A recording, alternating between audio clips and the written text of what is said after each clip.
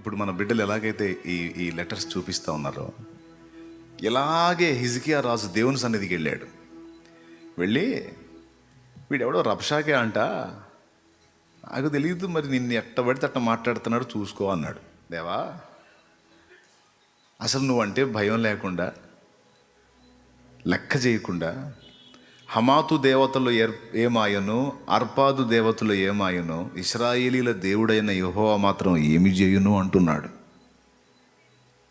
నేనేం చేయగలను? వాడు నాకంటే బలవంతుడు. ఇసుక రేణువుల వంటి సైన్యాన్ని, అంతమంది సైన్యాన్ని వేసుకొని చుట్టూ ముట్టడేశాడు. దేవా, మేమెంత, మా బలం ఎంత? కాబట్టి మేము నేర్చుకున్నది ఒకటే, మేం బలహీనమని గుర్తించాం, మా దేవుడవు నీవు బలవంతుడు అని గుర్తించాం. సైన్యములకు అధిపతియగు యెహోవా నీవు పరాక్రమశాలివి. దేవా, వాడు సవాల్ చేసింది నన్ను కాదు నిన్నే. దేవా, వాడు ఎగతాళి చేసింది నన్ను కాదు నిన్నే. ఒకవేళ నన్నన్నా కూడా నేను నీ బిడ్డనే కనుక నా బాధ్యత కూడా నీదే. నీ కొడుకుని నేను, నీ కూతుర్ని నేను. నన్నంటే నిన్ను అన్నట్టు కాదా? అంతే. నా తెలియదు నువ్వేం చేస్తావు అని ఆ లేఖని మందిరంలో తీసుకెళ్ళి దేవుని సముఖంలో ఉంచి నువ్వే కార్యం చేయమని చేతులు ఎత్తేశాడు. ఆ లేఖను చదివాడు దేవుని మందిరంలో, దేవుని సన్నిధిలో చదివి, చూడు సవాలు విసురుతున్నాడు రబ్షాకే అంటాను. దేవుడు అది చూశాడు. హిజ్కియా తెలివైన 3 పనులు చేశాడు.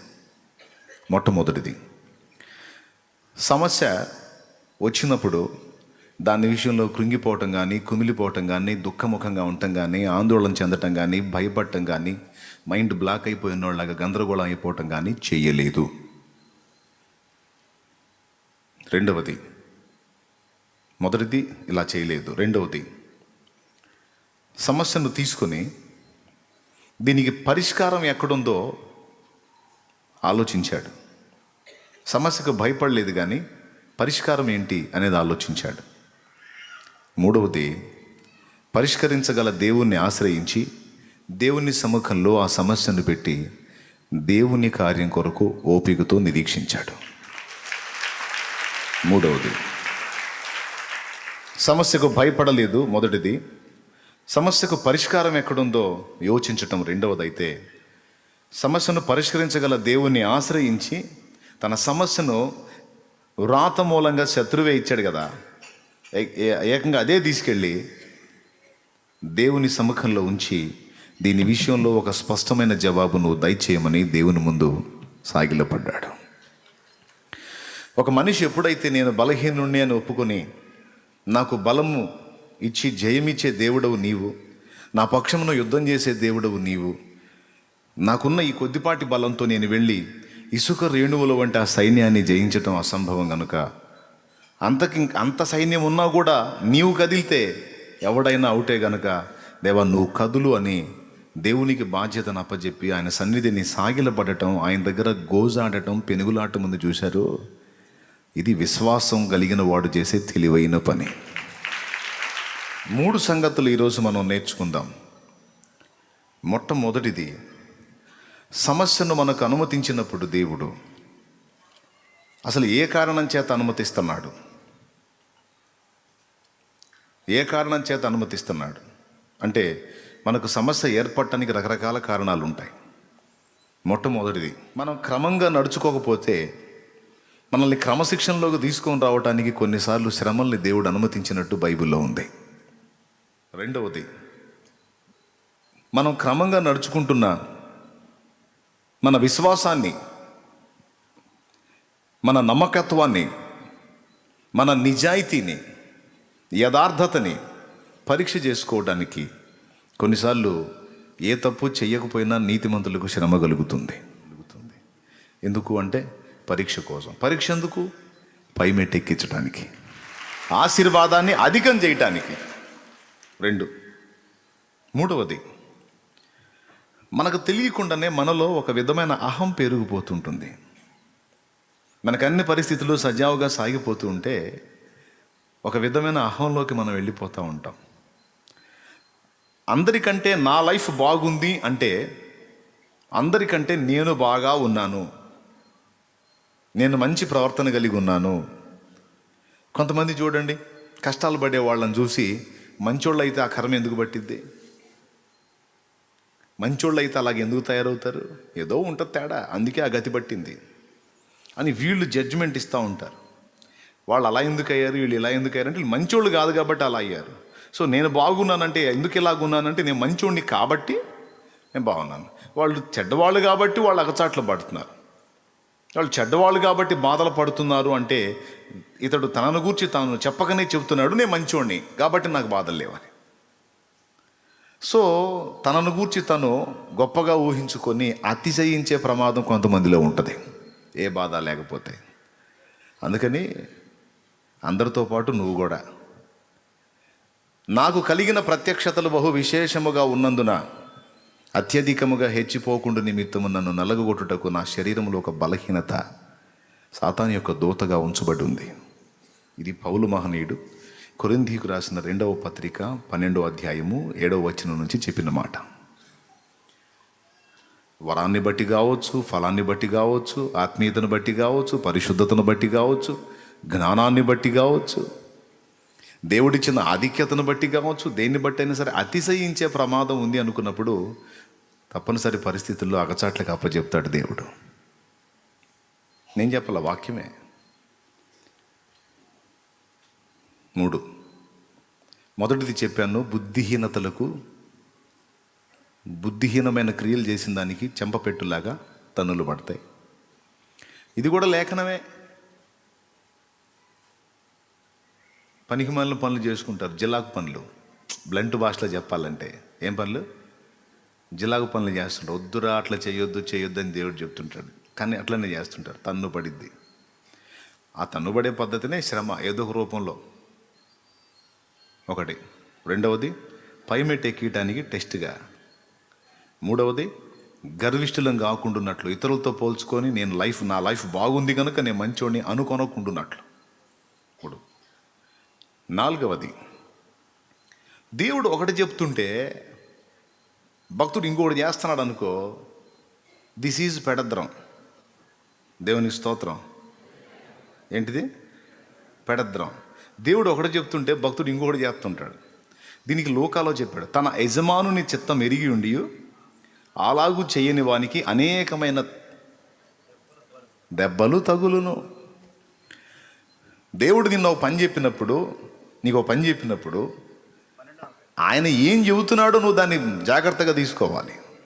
లూకాసు వార్త 12వ అధ్యాయం 47వ వచనం, తన యజమానుని చిత్తం ఎరిగి ఉండి అలాగూ చేయని వానికి అనేకమైన దెబ్బలు తగులును, తెలియకయే చేసిన వానికి కొద్ది దెబ్బలే తగులును. తెలిసి తెలియని అమాయకత్వంలో ఉంటే కొద్దిగా ఎగ్జామ్షన్ ఉంటుంది. స్పష్టంగా తెలిసి కూడా పిచ్చి చేష్టలు చేసి దేవుడు ఒకటి చెప్తే కాదులే ప్రభు అని దేవుడికి ఎదురొచ్చి వ్యతిరేకంగా అడుగులేస్తే డౌట్ లేదు, సరిగ్గా పడతాయి తన్నులు. దేవునికి మహిమ. సో అనేకమైన దెబ్బలు అన్నాడు అంటే ఒక టైపు కాదన్నమాట. ఎట్లా అంటే ఒక అడుగు కూడా ముందుకు సాగలేనంతగా సుడిగుండంలో చిక్కుపోయిన పడవలాగా అక్కడే తిరుగుతూ ఉంటాం. ఒకటి పోతే ఒకటి పోతుంది. ఇదేం చెప్పాలా? లేఖనం చెప్పింది, తన యజమానుని చిత్తం ఎరిగి ఉండి అలాగూ చేయని వానికి అనేకమైన దెబ్బలు తగులును అని. ఐదవది, తెలిసి కొన్ని విషయాల్లో మూర్ఖంగా తప్పులు చేసి, తెలిసి పాపాలు చేసి తెచ్చుకునే శాపాలు కొన్ని ఉంటాయి. దేవుడు చెప్తానే ఉంటాడు, లేఖనంలో చెప్పాడు, పాపం వల్ల వచ్చు జీతం మరణం, దాన్ని ఎంత అసహించుకుంటే అంత మంచిది నీకని. కానీ శరీరంలో ఈ పాప బీజం ఉంది, పాపం కొరకైన ఆకర్షణ ఉంది దీనిలో. ఇప్పుడు దాంతో పోరాడి దాన్ని కంట్రోల్లో పెట్టడమే మన ముందున్న గొప్ప యుద్ధం. నీకు సైతాన్తో కాదు, లోకంతో కాదు, మిగిలిన వాళ్ళతో. ఫస్ట్ నీ అసలు యుద్ధం నీ బాడీతోనే ఉంది, నీ శరీరంతోనే ఉంది. దాంతోనే నువ్వు నేను మనం పోరాడాలి, దాన్ని కంట్రోల్లో పెట్టాలి. అదే మన పోరాటం. అవిశ్వాసంలోకి నెట్టేయటానికి కానీ, విశ్వాసులు కాకుండా అవిశ్వాసులు చేసే పనుల్లోకి నెట్టేయటానికి కానీ, సాతానుకు సహకరించేటువంటి కార్యకలాపాలు కానీ చేయటానికి శరీరము సైతానుకు సపోర్ట్ చేస్తుంది. మన బాడీయే. ఇప్పుడు మన ఇంటి వాళ్ళందరూ కట్టుగా ఉండి జాగ్రత్తగా ఉంటే బయటోడు ఎందుకు వస్తాడు? ఒకసారి చెప్పండి మీరు. ఇంట్లో ఉన్న ముగ్గురు కంట్రోల్లో ఉంటే బయటోడు వస్తాడా? బయటోడు వచ్చి పెత్తనం చేస్తున్నాడంటే ఇంట్లో ఉన్న ముగ్గురులో ఎవడో సంధించాడని అర్థం. స్తోత్రం. ఇప్పుడు మనం ముగ్గురు అనుకోండి, ప్రాణం, ఆత్మ, శరీరం. బయటోడు సైతాన్ అనుకోండి. ప్రాణం, ఆత్మ కంట్రోల్లో ఉన్న ఈ శరీరం అనేవాడు సపోర్ట్ చేశాడు అనుకో బయటోడికి, వాడు ఎంటర్ అవుతాడు. శరీరం అనేవాడిని కానీ మనం నియంత్రణలో పెట్టగలిగితే బయటోడు ఎంటర్ అయి మనల్ని జయించే అవకాశమే లేదు. కానీ ఏం చేద్దాం, తాళ్ళు వదిలేసిన పశువులాగా ఈ శరీరం సన్నిధిలో ఉన్నప్పుడు ఏదో కాసేపు కంట్రోల్లో ఉంటుంది, కానీ బయటికి వెళ్ళిన తర్వాత తాడు వదిలేసిన పశువు తిరుగుతూ ఉంటుంది. అట్లాగా మిడిసి పడుతూ ఉంటుంది, విర్రవీగుతూ ఉంటుంది. దీన్ని పైత్యం, వ్యవహారం, ఇక అది వర్ణించలేములే. దాన్ని అధిగమించడానికే నీవు పోరాడాల్సి ఉంది. దాన్ని నిరంతరం ఆకర్షించి దేవునికి ఇష్టం లేని పనులు నీ ద్వారా చేయించడానికి సైతాను ఎప్పటికప్పుడు నీ శరీరాన్ని రేపుతూ ఉంటాడు. తరచు నిన్ను పడేస్తూ ఉంటాడు, కృంగదీస్తూ ఉంటాడు. అందుకే ఈ యుద్ధమైనా ఏ యుద్ధమైనా జయం నీకు చేత కాదు, నీ పక్షాన దేవుడు పూనుకుంటేనే నీకు జయం.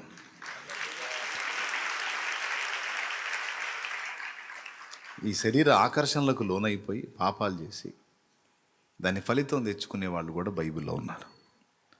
చాలాసార్లు చెప్పాను, మళ్ళీ గుర్తు చేస్తా. యోహాను సువార్త 5వ అధ్యాయంలో 38 సంవత్సరాలు పడ్డచోటనే ఉండి కదలకుండా పడిపోయి ఉన్న జబ్బుతో బాధపడుతున్న వ్యక్తి 38 సంవత్సరాల తర్వాత యేసయ్య వచ్చి స్వస్థపరిచి, నీ పరుపెత్తుకొని లేచి నడువు అని నడిపించి ఆయన పక్కకి వెళ్ళిపోతాడు. తర్వాత వాడు ఎక్కడున్నాడో గమనిస్తాడు. ఒక వ్యక్తిని బంధకాల్లోంచి విడిపించటమే కాదు యేసయ్య చేసే పని. బంధకాల్లోంచి విడుదల పొందినవాడు విడుదల పొందిన తర్వాత ఏడ తిరుగుతున్నాడో కూడా చూస్తాడు. బంధకాల్లో ఉన్నవాడు బంధకాల్లో నుంచి ఆయన కృప ద్వారా విడుదల పొందిన తర్వాత తను ఎక్కడున్నాడు, ఏం చేస్తున్నాడో కూడా ప్రభువు పట్టించుకుంటాడు. ఇది బైబిల్లో ఉంది. యోహాను సువార్త 9లో పుట్టినది మొదలుకొని గ్రుడ్డివాడైన మనుషుని కళ్ళు ఉమ్ము ఊసి బురద చేసి ఆ బురదను వాని కళ్ళకు రాసి సిలోయమను కోనేట్లో కడుక్కో అని చెప్పి ఆ కళ్ళు కడుక్కొని వాడు చూపు పొందిన తర్వాత వాడు మళ్ళీ యేసయ్య ఉన్న ప్రదేశానికి వస్తే ఆయన ఉండడు. తర్వాత వాడు అనుకుంటాడు, నా కళ్ళు ఇచ్చింది ఆయన చూడలేకపోయాను, నా కళ్ళు ఇచ్చింది ఆయన చూడలేకపోయాను అని బాధపడతా ఉంటే కొంత సమయానికి మళ్ళా అతడు ఎక్కడున్నాడో అక్కడికి యేసయ్య వస్తాడు. వచ్చి నీ కళ్ళు బాగు చేసినావు, నేను నువ్వు చూసావా అన్నాడు.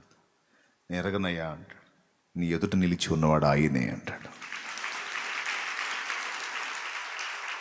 ఆయనకు ఉంది అలవాటు, నిన్ను నన్ను బంధకాల్లోంచి విడిపించటమే కాదు, విడుదల పొందిన మనం ఏం చేస్తున్నామో కనిపెడతాడు. అది యోహాను సువార్త 9లో ఉంది, 5లో ఉంది. ఇక్కడ ఏముంటుంది తెలుసా? 38 సంవత్సరాలు జబ్బుతో బాధపడుతున్న వాడిని బాగు చేసి అక్కడి నుంచి వెళ్ళిపోయి తర్వాత అసలు ఆడు ఏం చేస్తున్నాడో కనిపెడదామని మళ్ళీ వస్తాడు. అతడు దేవాలయంలో ఉండుట యేసు చూచి, ఇదిగో నీవు స్వస్థత పొందితివి, మరి ఎక్కువ కీడు నీకు కలగకుండాన్నట్లు ఇక నువ్వు పాపము చెయ్యకంటాడు.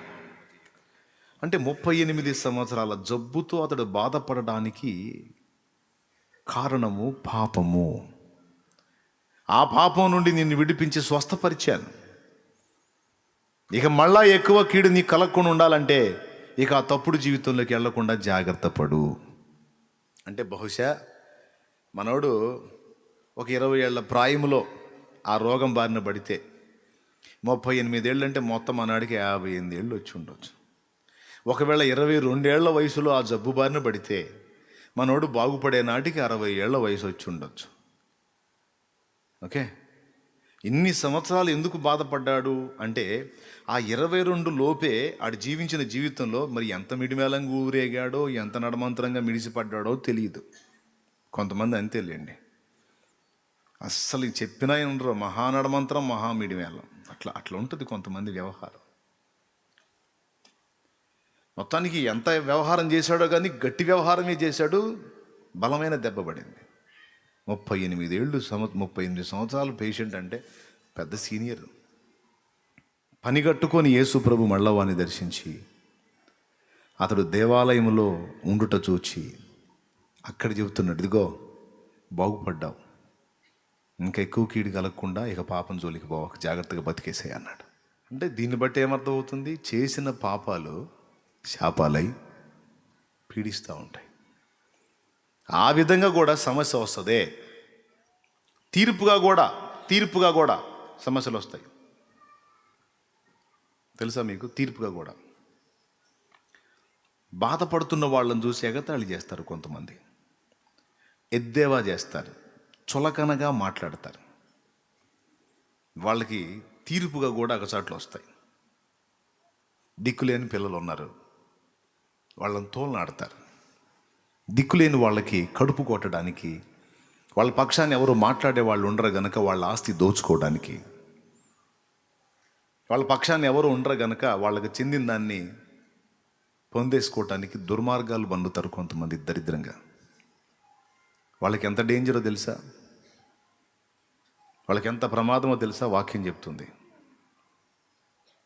ఆ దిక్కులేని పిల్లలకి ఏ గతి పట్టిందో వాళ్ళకి అన్యాయం చేసే వాళ్ళు కూడా అదే గతి పట్టిద్దని నిర్గమాకాండం 22:22లో రాస్తుంది.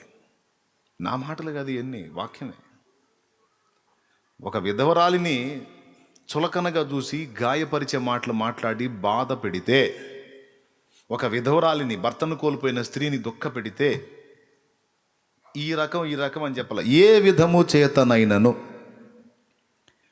వాళ్ళని బాధ పెట్టకుండా జాగ్రత్త పడాలన్నాడు. నేను చెప్తున్నా, సామాన్య మనుషులను చూసినట్టు విధవరాండ్రను చూడొద్దు. వారి పక్షమున దేవుని హస్తం ఉందని మర్చిపోవద్దు. Very danger. సామాన్యులు చూసినట్టు దిక్కులేని వారిని కూడా చూడకూడదు. తల్లిదండ్రిని కోల్పోయిన ఉంటారు కదా, వాళ్ళని కూడా చాలా జాగ్రత్తగా మనం గమనించాలి.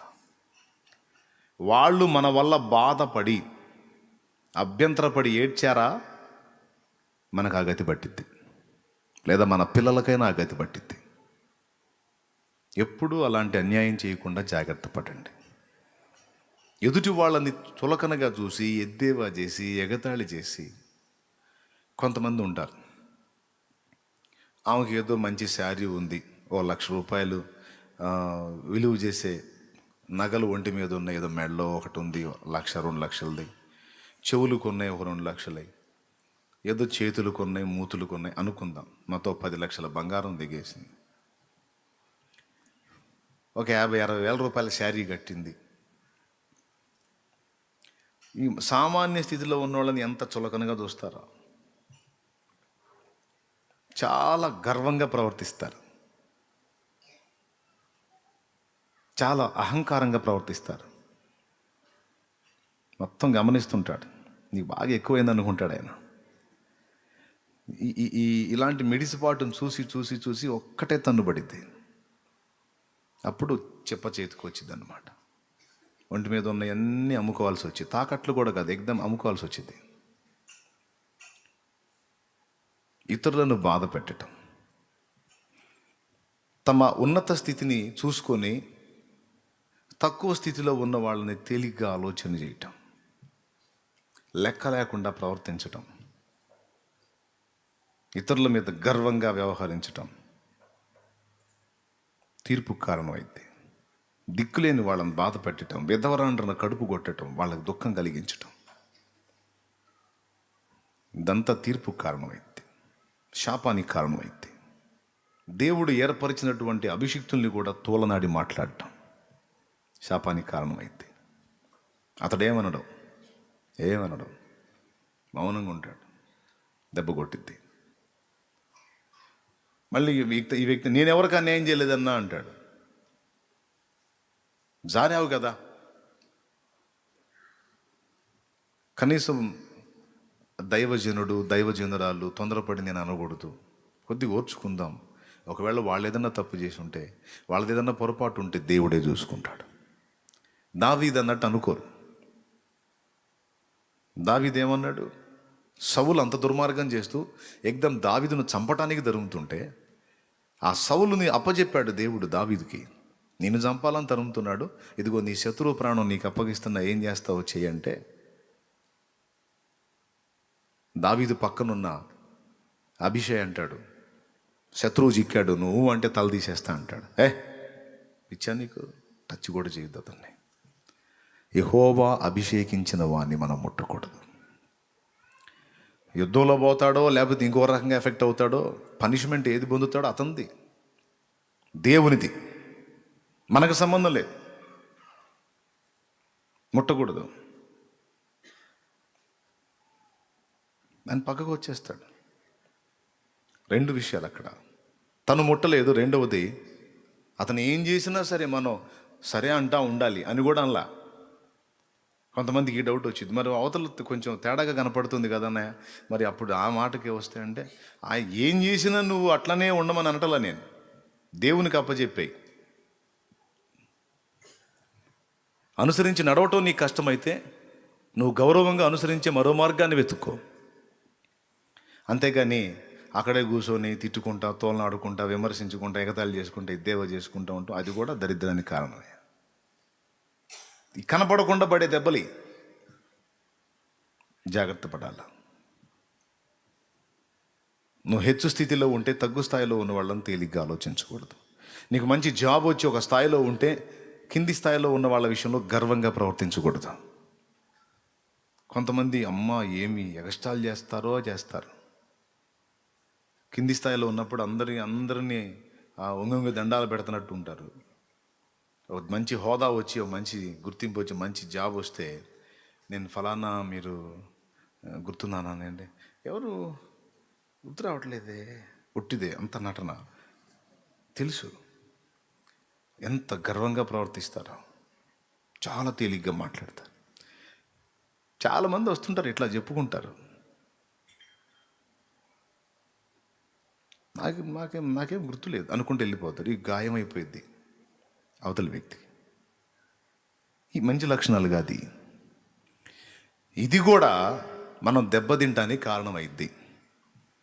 నాశనమునకు ముందు గర్వం, పడిపోవడానికి ముందు అహంకారం గల మనస్సు నడచును అని రాసుంది లేఖనంలో.